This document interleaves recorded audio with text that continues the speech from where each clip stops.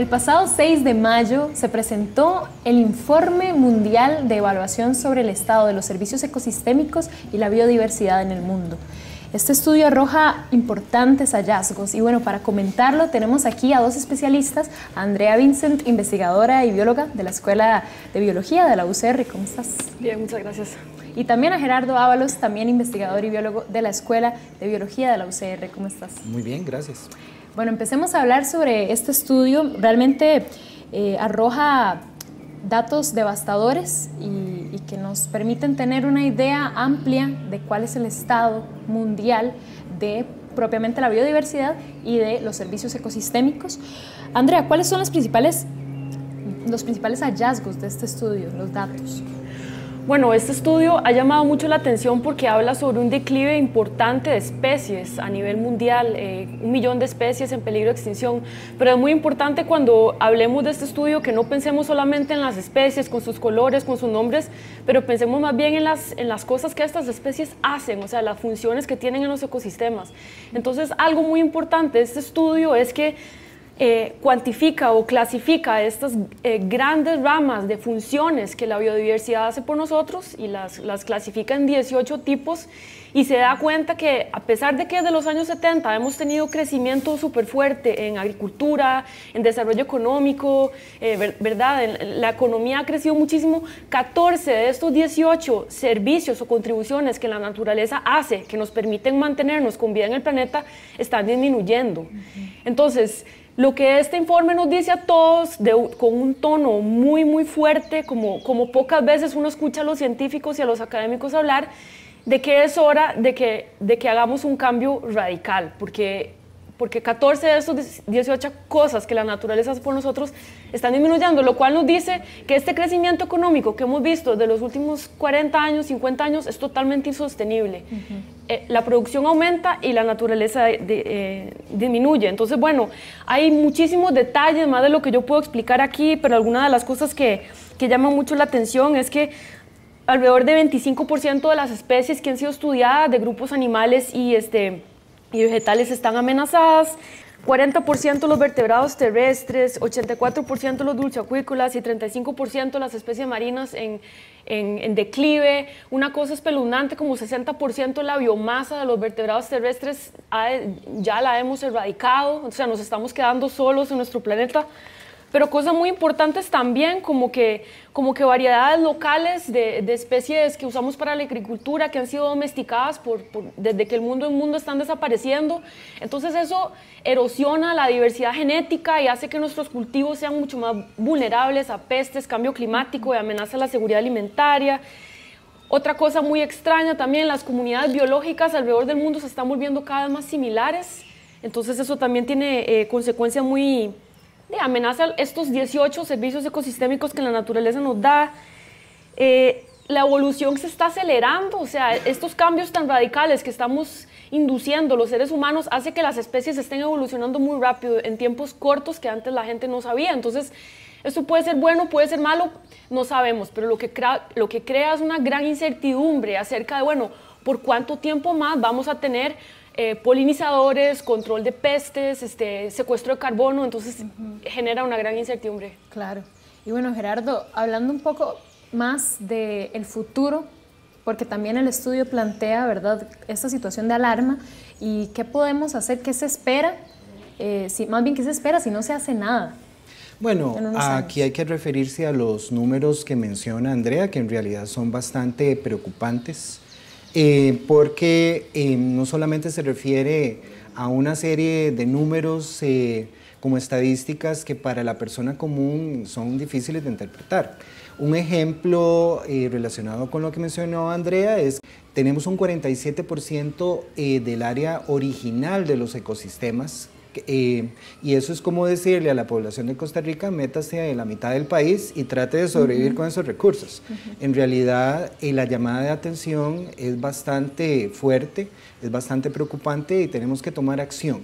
Ahora, ¿qué es lo que nosotros debemos hacer? En la parte final del informe, este panel de científicos da una serie de recomendaciones muchas de las cuales son sugerencias. Y aquí honestamente tengo que decir que me sentí un poquito así como frustrado por las recomendaciones que dan, claro, porque en realidad no hay ningún tipo como de compromiso en términos de llevar exactamente a la mesa a la gente y a las organizaciones y corporaciones internacionales que están básicamente llevando al planeta al borde de una emergencia climática. Entonces, igual que en el caso de los acuerdos de París, los acuerdos no son, digamos, obligatorios. En este sentido, son sugerencias para que los gobiernos actúen. Obviamente, la llamada de atención es bastante fuerte porque el impacto que ha tenido la humanidad es verdaderamente catastrófico. A este punto es donde hemos llegado. Entonces, ¿qué es lo que puede hacer el ciudadano común? ¿Qué es lo que pueden hacer los gobiernos? Tenemos que tomar una acción inmediata en la siguiente década. O sea, no podemos esperarnos a cumplir esas metas de reducir las emisiones de carbono y de evitar un aumento de temperatura catastrófico de entre 2.5 y 3 grados Celsius o hasta más, porque eso es una fecha que vemos en el futuro. 2030, 2050, eso es algo que no sucede inmediatamente y nosotros estamos acostumbrados a planear a corto plazo. A nivel de gobiernos individuales nos cuesta mucho, ¿verdad?, tener una planificación que vaya más allá de un periodo presidencial. Entonces, ¿qué es lo que puede hacer el ciudadano común? Presionar, organizarse, para que no solamente los gobiernos, sino estas empresas internacionales, que son las que tienen un crecimiento totalmente, no codicioso, avaricioso, totalmente irracional de los recursos, pues que cambien, ¿verdad? Porque en realidad no es un problema de tecnología, es un problema de ética. Claro. Y bueno, ya volvemos con más después de este corte aquí en el Parque Itarer en Moravia, refugiadas y refugiados un poco de la lluvia. Y ya volvemos con más en Era Verde.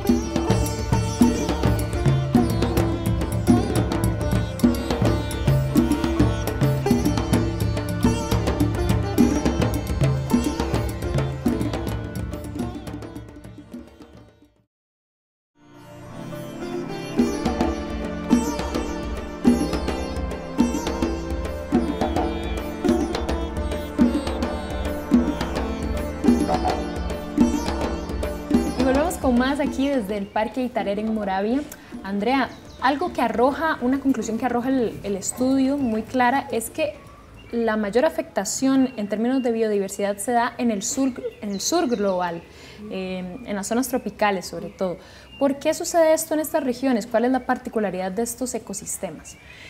Bueno, en realidad hay una particularidad de los ecosistemas y es que son las zonas más biodiversas de todo el planeta, o sea, por razones evolutivas y por un montón de razones aquí es donde está concentrada la biodiversidad, pero entonces esa es una parte, pero yo creo que parte de la razón por la cual, o la razón principal por la cual estamos teniendo esta destrucción tan grande aquí son razones históricas. Entonces, bueno, esto se hereda de una cultura colonial donde aquí éramos, por la manera en que la economía global está organizada y nuestro pasado colonial histórico, aquí tenemos tenido las grandes potencias del mundo extrayendo recursos desde siempre, en África también, en Asia Central, entonces, en Asia también. Entonces, está esa parte. Después, a pesar de que ya no somos naciones coloniales y ya nos independizamos, pues hay toda una serie de fuerzas económicas y de patrones de comercio internacional que siguen. Entonces, pues tenemos lo mismo. ¿Quiénes son los que producen toda la tecnología y los productos con valor añadido? Europa, Estados Unidos, las economías ricas, que ya se beneficiaron de todo el extractivismo de la época colonial y ya están en ese nivel. Y nosotros que, al igual que 400 años atrás, lo que hacemos es producir recursos, cash crops, ¿verdad? Productos como café, banano, como si estuviéramos en una república bananera todavía. Después tenemos un gran problema de institucionalidad. Entonces, nosotros, por un montón de razones históricas y culturales y lo que sea, no tenemos el valor ¿verdad? La fuerza política para exigir a todas estas compañías transnacionales y también compañías nacionales que mencionaba Gerardo, de que internalicen sus externalidades. Entonces, por ejemplo, aquí llega una empresa bananera o una empresa piñera, se vuela los acuíferos, los contamina con bromacil. Las municipalidades tienen que invertir 8 años comprándole agua a la gente local, llevándole agua en cisternas, y eso es un costo económico real que nosotros tenemos que pagar, y entonces es un subsidio perverso que el gobierno de Costa Rica le hace a todas esas compañías para que sigan destruyendo. Entonces, la tasa de destrucción aquí podría ser mucho menor, pero nosotros no le exigimos a todas esas empresas, tanto nacionales como internacionales, que se pongan a raya. Entonces, Sí, y después tenemos una interacción fuerte con el cambio climático, porque aunque el cambio climático no es la causa principal, está como en la tercera, en este declive masivo de especies, aquí también tenemos una gran...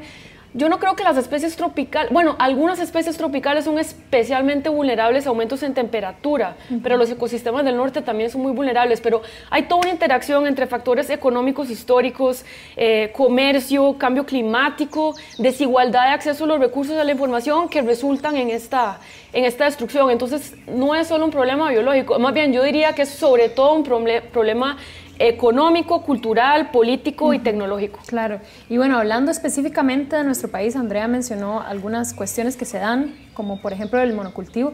¿En qué posición de vulnerabilidad están los ecosistemas de nuestro país ahorita? Bueno, Costa Rica, por su posición geográfica, está expuesta a la zona de convergencia intertropical, que es una zona muy activa climáticamente. Nuestros ecosistemas, y otro aspecto importante que se me ha olvidado es que el país está dominado por montañas. 70% de la superficie terrestre del planeta son montañas. Entonces, esto tiene varias implicaciones. Una es que el país es muy heterogéneo climáticamente. Eso ayuda y en cierta manera explica la diversidad tan tremenda que tenemos de organismos, pero a su vez nos pone en ciertas situaciones de vulnerabilidad.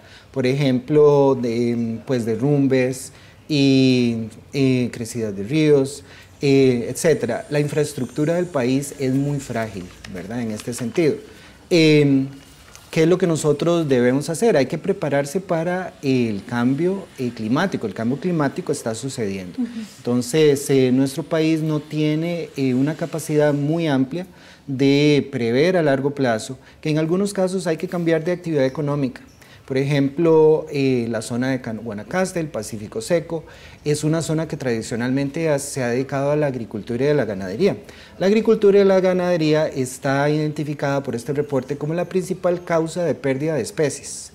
Y nosotros tradicionalmente hemos sido un país agrícola. Ahora somos una economía de servicios, pero muchas áreas del país tradicionalmente son áreas agrícolas. Y estas áreas eventualmente van a tener que considerar seriamente cambiar de actividad económica, porque no podemos continuar exponiendo a todos estos productores a sequías recurrentes que cada vez van a ser más fuertes. Claro.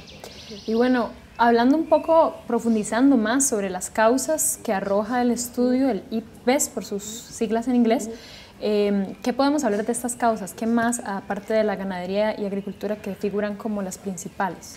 Bueno, yo creo que una de las cosas principales que arroja este estudio es que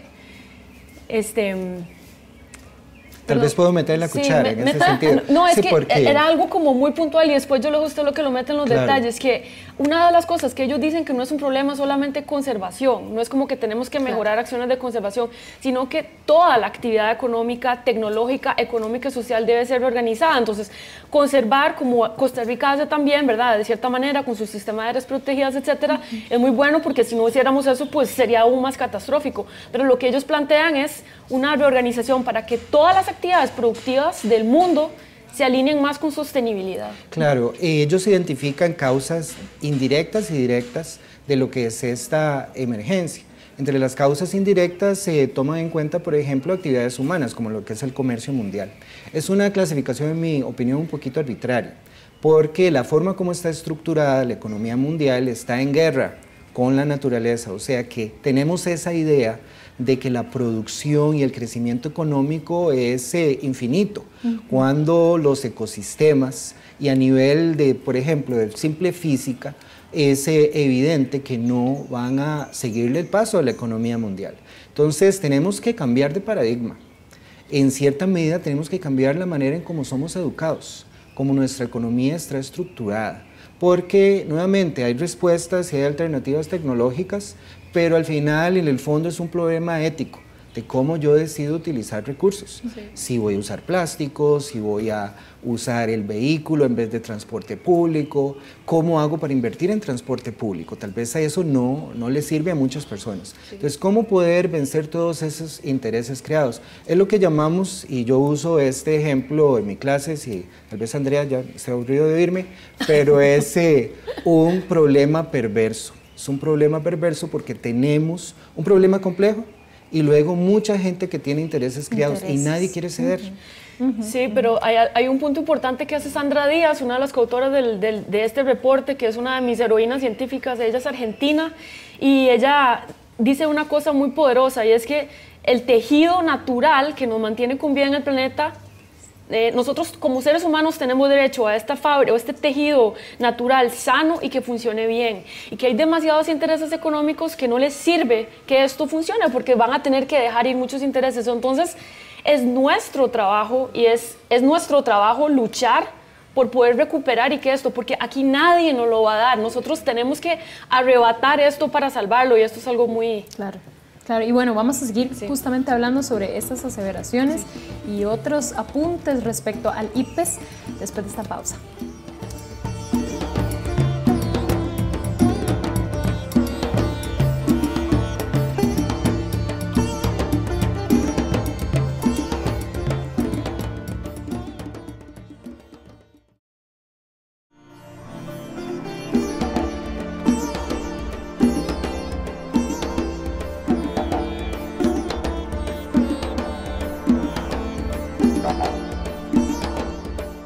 Bueno, seguimos con más aquí desde el Parque Itarer en Moravia. Y bueno, Andrea, algo que estábamos conversando es, ¿realmente la evidencia científica ya es concluyente para asumir esta emergencia? Sí, además que concluyente, porque este reporte no genera información científica nueva, lo único que hace es una síntesis global de años y años y años de investigación. Creo que esto es un resumen de 15.000 artículos científicos. Es revisado por muchísimos científicos, es un proceso que cuesta millones de dólares a lo largo de 4 años, es el mismo modelo como los reportes de IPCC. Entonces, en realidad la solidez de este reporte es muy fuerte, o sea, no es una ocurrencia de un par de personas, son de verdad equipos de científicos trabajando a lo largo de muchos años.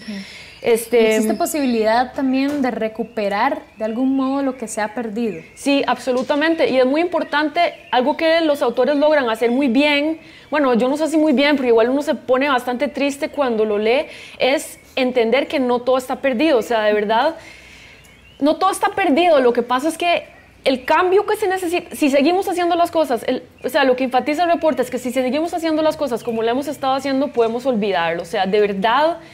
Aquí lo que ellos hacen hincapié es que se necesita una transformación profunda y radical de toda la manera en la que hemos estado llevando nuestras actividades como ser humano. Entonces, eso es bastante fuerte. Entonces, es fuerte, bueno, y confronta también a ciertos sectores productivos. Sí, es que confronta el capitalismo, básicamente. Así es. Entonces, eso es muy fuerte, y eso a nivel político genera mucha animosidad, porque de pronto para muchas personas esto se vuelve un discurso entre el capitalismo y la izquierda o el socialismo.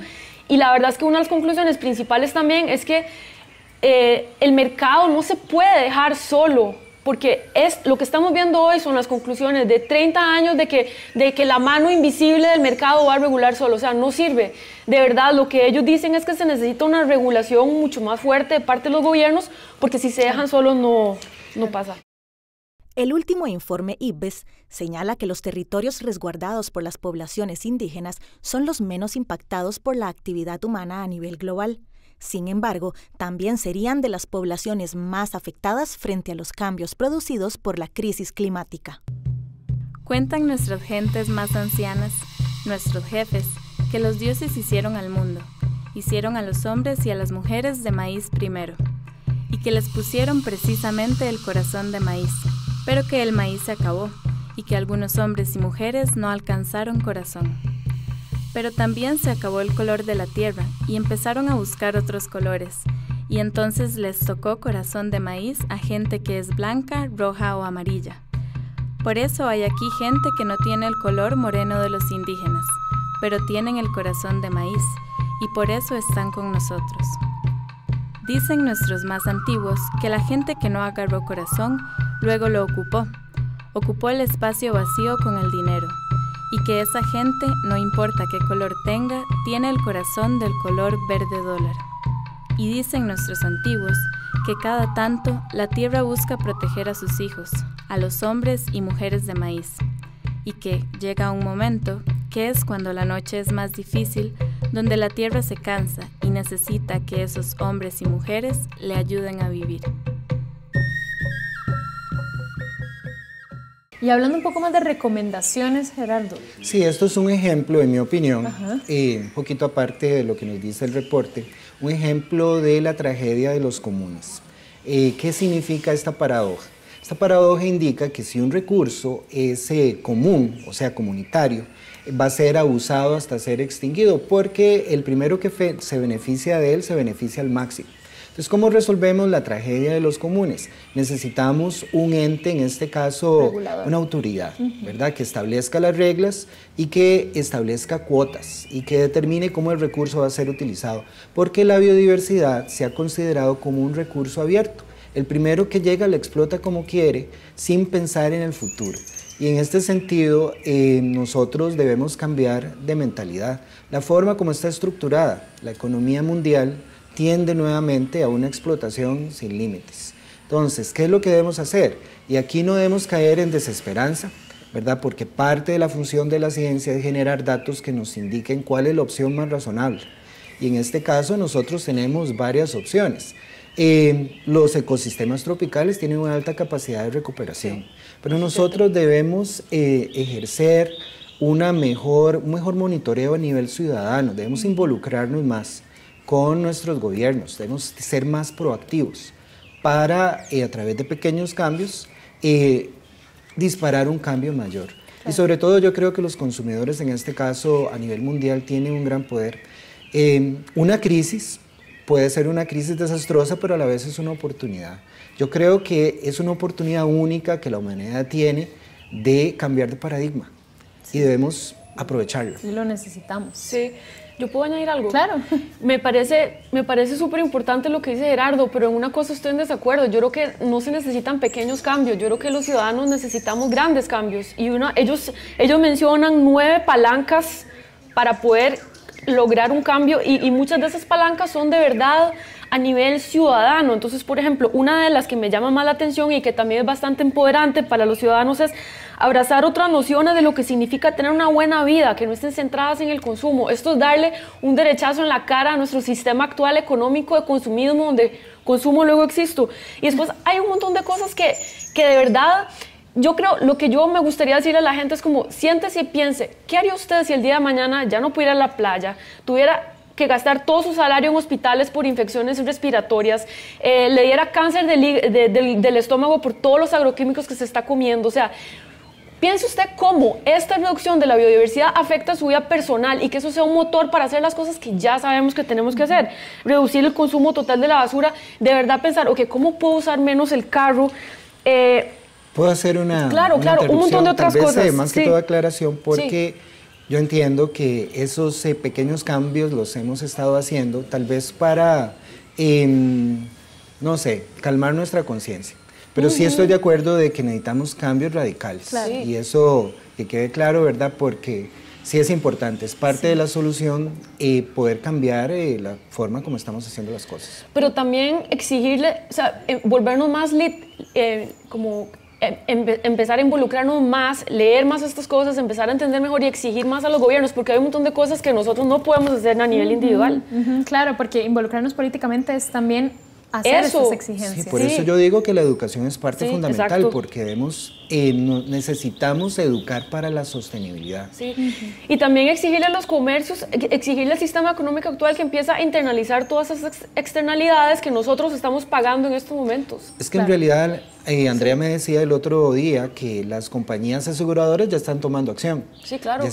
Son las primeras en creer en el cambio climático, ya están siendo preparadas. Entonces, ¿por qué otro tipo de compañías no pueden considerar los cambios que vienen como una oportunidad y crear productos más sostenibles? Sí. Antes de ir terminando, porque ya se nos está agotando el tiempo, quiero preguntar algo, que es que, bueno, el estudio señala que se urgen cambios en cuanto a la agricultura, ¿verdad? El sistema agroalimentario, y que la producción de carne es uno de los más responsables, sin embargo, no hace tantas recomendaciones respecto a la producción de carne.